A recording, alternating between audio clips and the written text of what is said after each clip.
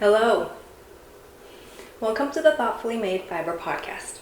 My name is Amy Scher, and I can be found at Instagram, Ravelry, Coffee if you'd like to buy me a drink, all of those places under the name Amy Scher Makes.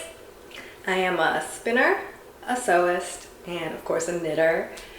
I am also a knitwear designer as of May this year. Today is October 30th, and it is a very dreary, very autumnal kind of day here where I live in St. Louis, Missouri. We moved here earlier this year from California, so this is our very first autumn here in Missouri, which is very exciting. We're very excited. So I have a piano student in about an hour. I teach remotely, and that's kind of been my day job since 2012. And I thought I'd sit down and have a chat because my kids are out. It's the end of the train season, like the metro train season apparently here in St. Louis. So their cousins invited them and my spouse Roy out for like a last train ride, which is exciting because Kaylee loves trains. She's 5 and my oldest, and she doesn't get to go on them very often, mainly because of, everything that's been going on. We have high hopes that she'll be fully inoculated very soon because the new vaccine has been approved for her age group. So today I am full of hope and joy in my heart, just looking forward to my kid going back to school and getting to make friends and all of those things. It's a good day.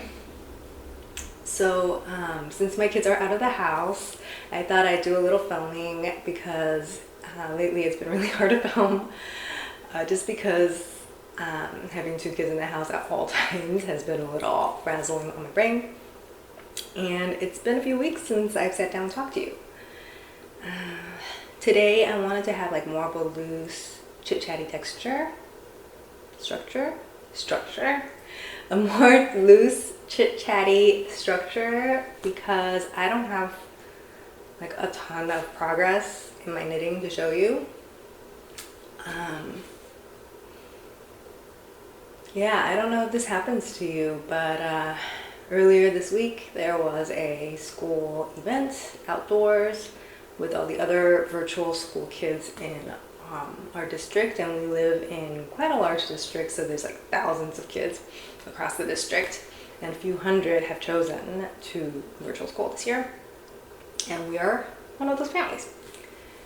And the event was so overwhelming. There was like a huge crowd of, I would say, at least 50 kids and all their parents. So like at least 100 people, plus all the staff, plus siblings, plus, like it was very overwhelming. And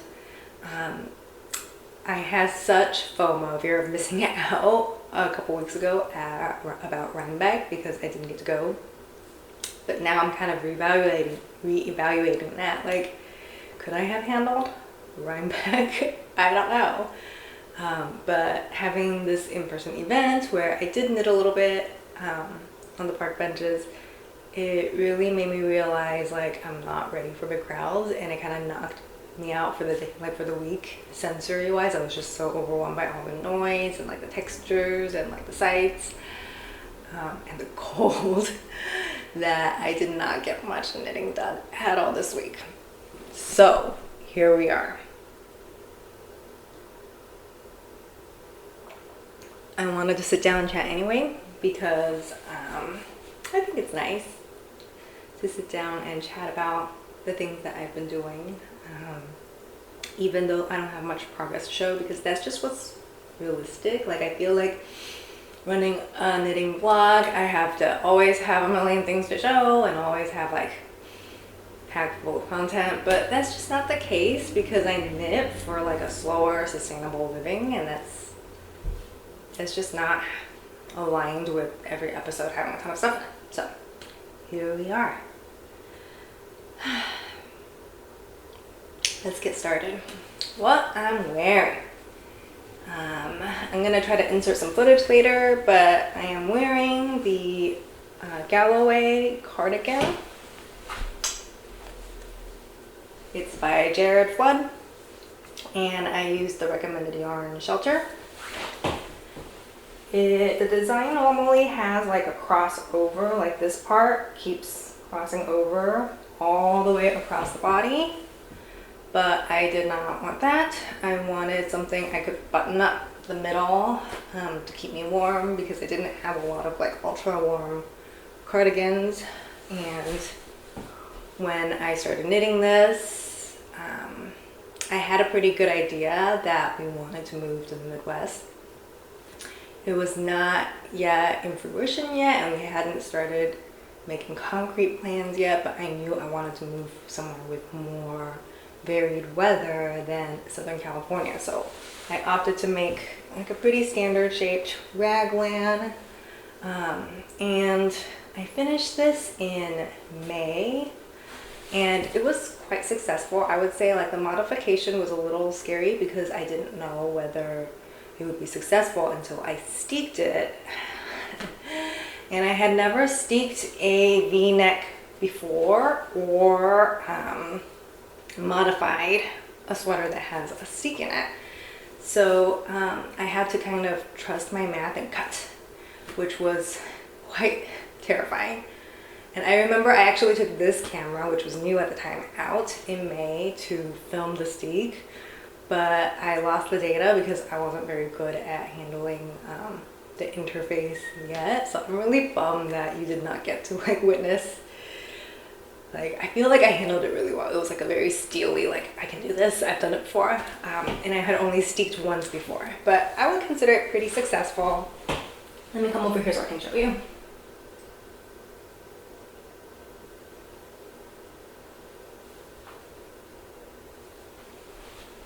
So I kept the steeks loose. I did tack it down with some thread using a sewing machine, mainly because I hate crocheting.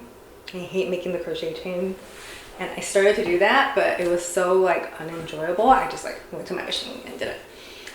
So it's secured with the machine, and then I left it loose after trimming it down a bit. And it's quite comfortable. I don't mind it, and I did make it with buttonholes, but I haven't gotten the buttons in yet because I was like, well, we're about to move, so I don't want to order a bunch of buttons and then have to pack that.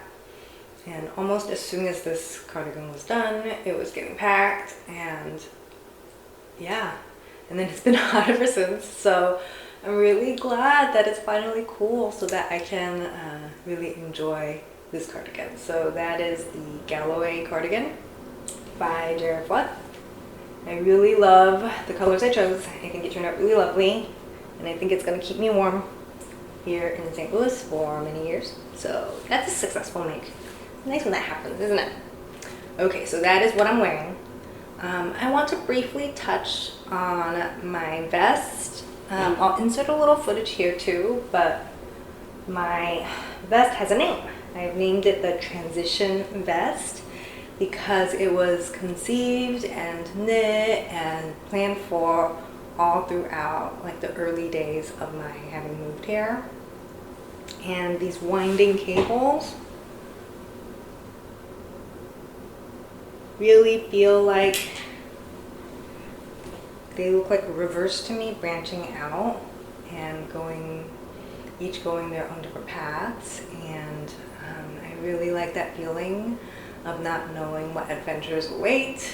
And we moved here to St. Louis, having been here only once before for me. Roy had been here a number of times, but I had only been here once, so I really had like a very rudimentary understanding of what life would be like here. It's mostly been good, but there were some unexpected twists and turns, just like in this cable set. So I think it's a good name for it. It is in testing. The test call is out, and I am still looking for testers for the largest sizes 7 through 10. Size 10 was graded for people with body measurement sizes of about 60 to 62 chest circumference. It's meant to be worn with a bit of ease, 3 to 8 inches. Like literally, my spouse could wear this, and it would be cute on him. Maybe I should try it on him sometime. That would be interesting. But yeah, so I'm still looking for a few testers. So if you would like, check out the link below. I've linked the Google form with all the details in the box below. It is Aran weight, so it'll knit up super fast. And the deadline is not until January 7th because I've been kind of thinking more deeply about how I want to run my design business and why I'm running it. Oh, let me take a sip of coffee. It's so good. So the reason why I wanted to start designing was actually to feature dyers of color, particularly, and for like an excuse to collaborate with other like notion makers and other designers and magazines that I admire, that sort of thing. Like I really wanted to become part of the community more deeply and understand the community more deeply. And the reason why I made the deadline so far away, the testing period so long for this fest, is just because I really believe in treating our testers better. Our testers are not paid. They are asked to knit a huge amount of work for free, basically. And as a designer, I really deeply feel that designers don't get paid enough. Like, it's just all around, I think everybody needs to treat each other better. Like, treat each other with more thoughtfulness, more respect, make more thoughtful decisions. That's why the tagline of my design business is joyful knits for thoughtful people. Now, I'll be really honest with you. There's like an internal tagline that I use, which is joyful knits for people who give a shit. You can see why that's not my public-facing tagline, but in my mind, it means that the knit, hopefully my ideal customer, is somebody who really cares deeply about the environment, cares deeply about other people, cares deeply about justice and uplifting the marginalized community. I really see my design business as like a way of growing a community that will make positive change and make more thoughtfully. Like, how do we make my design customer base like a radical community for positive change? That's something I'm really excited about. So excited about that I started a blog about it. Below, the first post is about how I assess a knitting magazine. Basically, I go through like the different levels of whether a magazine represents my people and other marginalized communities well, from the models to the designers to like the people running the magazine. I do try to look through at least one issue of a magazine, front to back, just looking through it and assessing it to see whether my values are aligned and whether my brand and my style of designs would be suitable for this magazine, like all those kinds of things before I submit and pitch to work with that magazine. So I wrote a piece about how I assess that, both as a designer and as a customer. So before I became a designer, I also did this, probably just less rigorously, because I don't think we can live perfectly all the time. That's not something that's possible in this world.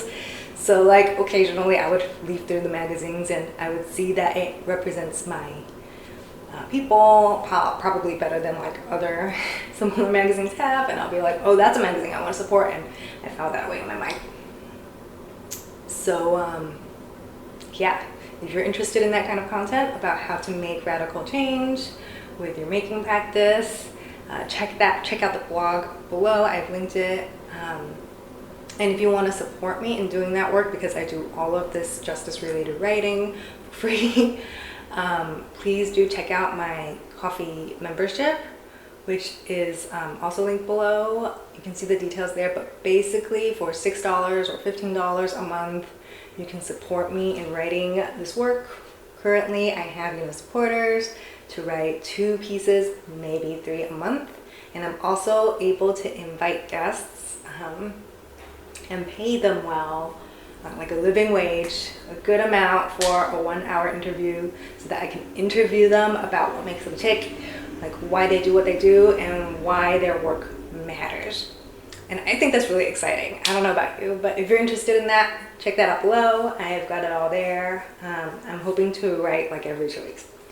So the next post should be up in a week, and it'll be kind of like an expansion of what I just talked about, like why what we make matters.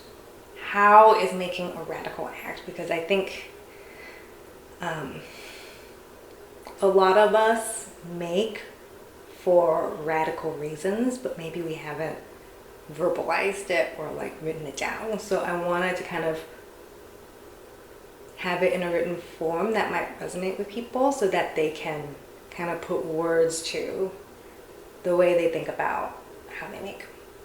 Anyway, that's my spiel about the whys of making. I don't know if anyone else finds that interesting, but I do. And that's what I've been up to. So yeah, this vest is in testing. It'll be out in January. I don't have any releases planned until then. And part of that is like going back to the whys of making. I have quite a few secret projects that I can't share about. I've actually completed work on 2 secret collaborations with brands. So there was 1 sized accessory and 1 fully graded garment in fingering weight, which is like the most I can say about it. But I've completed work on those 2, and then I've started work yesterday on another collaboration. So I was kind of really like pushing myself in my first year of design life to get to know the magazine process, get to know people, like work with different people, kind of understand how things work at each publication so that I can refine my own process. And I've learned a lot.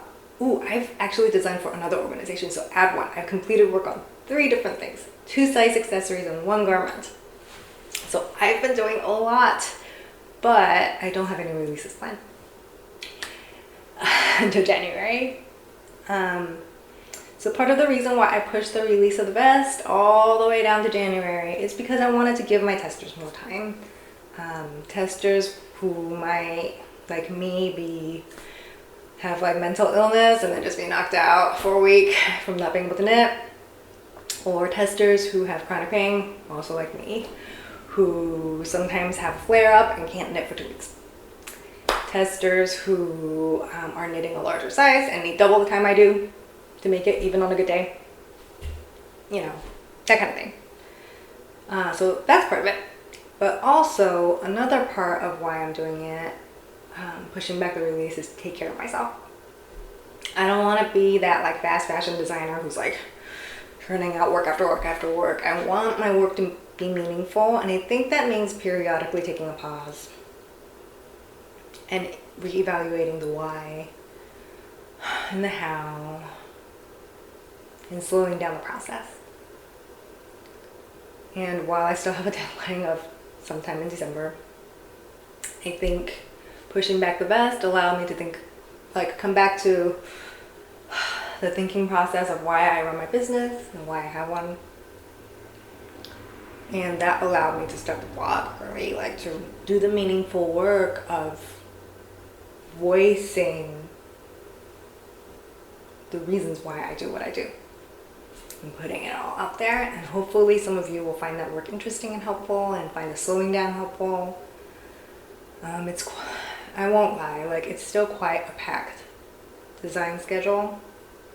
but I'm intentionally pulling back and scheduling like 2 weeks of break where possible between projects so that I can knit for myself, that I can spin, like all of those things. All right, I gotta move on because I have student in 20 minutes. Okay, so works in progress. Let me hide my face here so you can see. Come on, focus. There we go. This is some spinning that I've been working on. This is some Shetland, a Shetland bat that I purchased from my good friend Sherilyn from their D-Stash. So they have had this since like May of 2012. It's from Southern Crossed Fiber, and it's 120 grams of Shetland wool. And I quite like that it's a bat that doesn't have sparkles or textures or mix-ins, none of those things. And I have it split up into like 4 little batlets, which I found really helpful because I'm just spinning them up like one after the other, each on their own bobbin. And then when it comes time to plying, I could ply 2 together and 2 together, and then I'm done. Usually when the bat or the roving is bigger than that, I have to split it down to at least 4 anyway because my bobbins are quite small. They're Ashford standards. They don't fit 4 ounces of fiber the way I spin because I spin with quite a gentle take up. So I do like that it's pre-slit for me. And it's been such a pleasure to spin. I'm really enjoying this bat that is like just an exploration of color without much texture because I never know what to do with the textured ones after I knit them. I'm sure I'll learn to love them, but for now, I'm enjoying this one. It's just like pure silk and joy. It's the softest Shetland fiber. Let me see if I can get it to focus. There we go. Look at that. So that's like a quarter of this. So I only have a quarter more to spin. And like I said, I hope to take some time off after my next deadline in December. I hope to be done soon in December. Oh my goodness, with this project. But I gave myself plenty of time just in case. So I hope to block off some time to finish this delightful spin. I've been just spinning it like a pretty standard, my long draw, kind of like with a little semi-twist through the fingers. That's kind of my standard spin. I would say that the singles are lace weight, and it's going to be, like if it blooms at all, it'll probably be like a sports to DK weight type of 2-ply yarn. Hopefully. I don't know. I keep having to take breaks from the spin because of work, because of my knitting designs and all the deadlines I have going on. I've been very fortunate in that every submission I make to a publication, I get in. But it means I've had to turn down some opportunities and that I am very busy. And I'd like to slow down, so I'm on a submission moratorium. I'm going to try to submit less so that I can do stuff like this. So hopefully in a few weeks I'll have more to show, but for now I have more knitting to do. Alright, let's move on. So that's one of my work in progress. The other is some progress on this sweater that I've been working on. It's a raglan. So it has quite a deep yoke on me. I wanted a raglan with like an oversized slouchy fit in the armpits and the shoulders to fit all my flannel shirts that I wear in the winter. Like right now I'm wearing a Lark tee, which I've sewn from, oh my gosh, from the fabric store. It's like a Tencel merino blend, which is quite nice, and it's like airy but warm, which is perfect for autumn here. But I also wear a lot of cotton flannel shirts during the colder seasons, which like now there's a lot more of the colder season than there was where I came from. And a cardigan like this that has only a couple inches of ease feels a little constricting, like especially in the upper sleeve. So I wanted a pullover that would go over those like baggy woven shirts that I have, that I wear a lot. And this is it. So it's like a preppy raglan with like a super dramatic and deep sleeve with like these dramatic decreases. So I wanted it to be like really slouchy and oversized, but still have structure by the time it gets down to the waist and the wrist. So I do that by having like a decent amount of ease for myself where the chest is relaxed, but then the waist is perfect. And then it tapers naturally because of the ribbing. And the half twisted ribbing kind of helps it sit nicely on my hip. And then the sleeves have that dramatic decrease so that it's fitted and quite structured around my wrist. So that's kind of the concept of this design. This is tentatively called the Coloring Book Raglan because it has, ooh, that's my alarm. I thought I was gonna sleep in today. That didn't happen. I haven't slept in years. Okay, so it has this color detail at the top and along the bottoms. And for the pattern, I'm going to also give a stripe option. And my hope is, and hopefully my grader will not be like frustrated when she hears this, my hope is to have like coloring pages in it for all the different options, the sleeve length options, the stripe versus edge detail versus solid options, like all of those things in like a little PDF booklet so that you can color it in and like color the whole book in if you want to, and then choose the one that like really speaks to you and then knit that. So that's kind of the concept. Quite excited about that. The test call for that should be going out late November, mid-November, somewhere around there. Depends on my grader and tech editor. And this is also the first garment that I've graded all by myself. I'm hoping to get my grader to help me tweak some parts of it and to like gut check me to make sure that it's really good.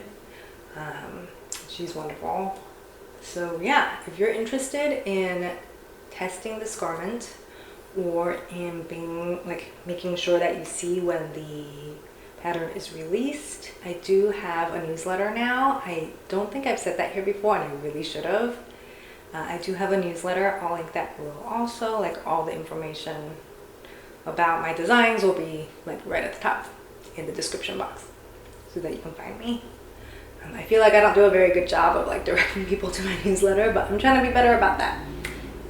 So check out my newsletter if you'd like to receive updates on all my designs, all that good stuff. All right, what else do I have? I just have two more things to talk to you about. One is a new acquisition. Oh, so good. I got more Nutiden. I know I already shared Nutiden in the last episode, but I had a little more to show you. I won't go on forever, but this is a plate of Nutiden from the September collection. It's called Greer, I believe. It is a pink base, but it's heathered with some grays and browns, and that makes it so interesting and full of depth. Come on, here we go. So this is the unspun yarn from Nutiden. I ordered this along with yarn for the secret project that I'm working on, but I'm thinking about knitting up either like a Ranunculus by Midori Hirose or the Wild Posy by B Mandarins, because it's pink and I wanted something like really romantic and lacy and lovely and textured. I really wanted to design something for myself, like for my business with it, but I love those patterns so much and I don't think I can resist knitting them. Plus, I really believe that designers should like occasionally knit other people's patterns because we'll learn a lot from them. So I still have to pick one of those two. Should I do the Ranunculus or should I do the Wild Posy? That's kind of the question. But I have 6 plates of this, so plenty to work with. If I'm really clever and make them both cropped, I could theoretically make both.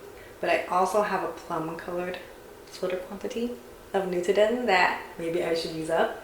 So hopefully this winter with like the small break that I'm taking, I can like quickly knit up something for myself. Now both of those patterns are knit up at quite a large gauge and require neither of them has Nutiden as the recommended yarn, but both of them I think I would hold Nutiden double and knit it at like, I think Wild Posy literally has a gauge of like 14 stitches over 10 centimeters and 4 inches, like a very wide open gauge. So I think you'll knit up quite quickly. So once I wrap up my deadline, hopefully I can knit something really romantic and lovely and springy for myself. And I know this is part of the September, like it's an autumn collection, but it really says spring to me for some reason. I think spring. I think pink is going to be going strong this spring still, so I'm really looking forward to that. I have 6 plates of that. And the last thing I want to do is show some fiber. So during my vlogcast break in the summer, I actually bought quite a lot of stuff, like for my design projects and also like for myself, and I just didn't get a chance to show them because I wasn't vlogging. So I wanted to show it. This is some Inglenook fibers that I purchased in July. And I'm just going to take out one of them because I don't want to mess up this gradient border here. Oh my goodness, pretty. Okay, so here is some of the fiber. Oh my god, it's so good. So this is from a gradient set called Fairy Wings.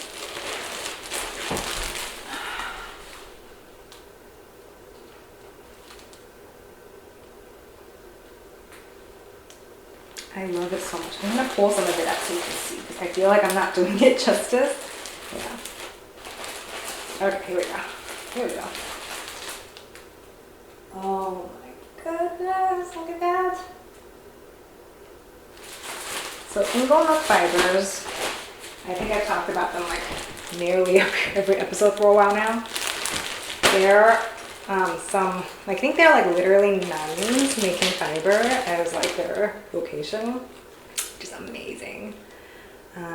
This set is 50% merino, 50% Tencel, and it's called Fairy Wings. Here's the inspiration photo here.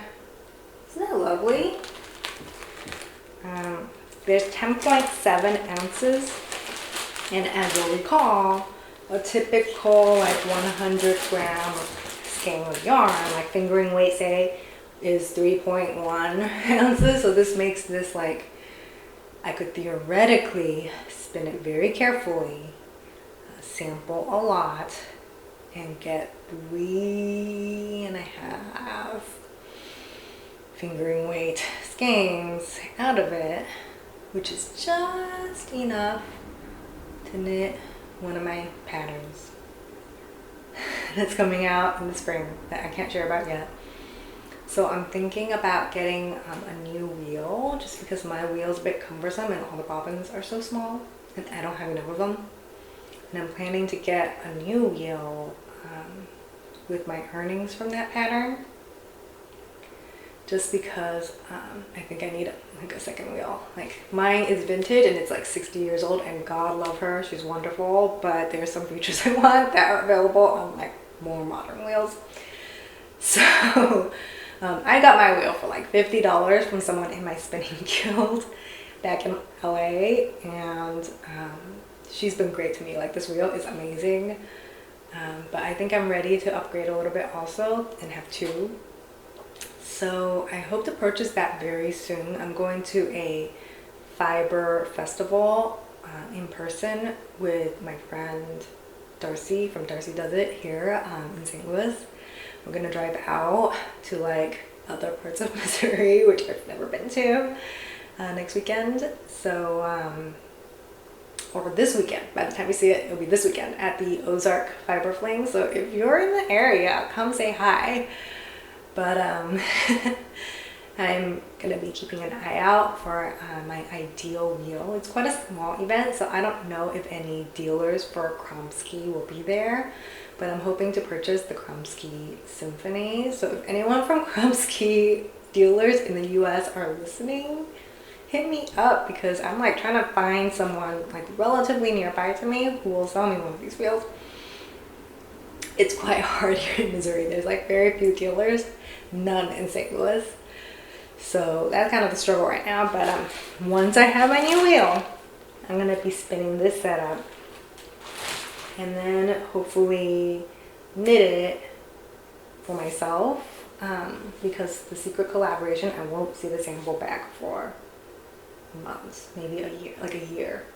So meanwhile, I feel like FOMO because all my testers for this project have their finished projects. The test is wrapping up Monday and today is Saturday, so just about everyone is done. And I'm getting FOMO, like I really want one. Like it's my own pattern and I really want one, but I don't have one. So I think I'm gonna need to start work on that. I think it's gonna be really cute. So that is all I have for you today. If you want to connect with me, do hit me up on Instagram, Coffee, here below. I also have a newsletter and I do respond to emails as much as I can. So if you read something in my newsletter, and I write like personal, like very personalized letters, like I write like you're my friend. I write like the reader is my friend, and I write about like what's inspiring me, like what I'm doing, all of those things.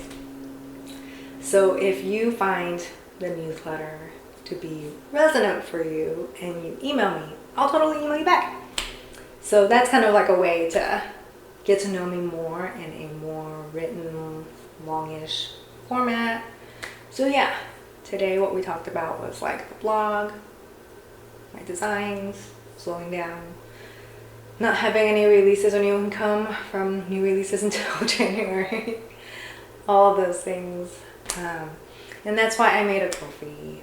If you'd like to support my work and my diversity initiatives and get to know my work more deeply, you can support me in the slowing down and the taking time by joining my Ko-fi membership.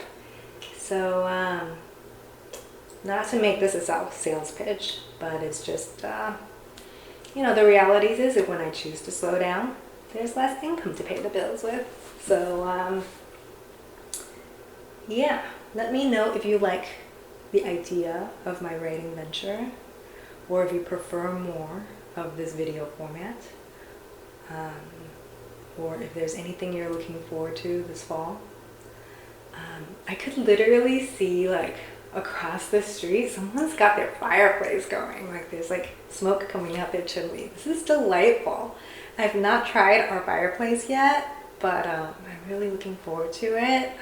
The previous owners of the home left like a big pile of a cut tree. I think like a tree on the property had died and they cut it down or something, because there's a huge pile of firewood in our backyard, and I'd love to use it. So if anyone has any tips on that, I'd really appreciate it, because as an adult I've never lit a fire, so that could get tricky. Anyway, until next time, I'll talk to you soon.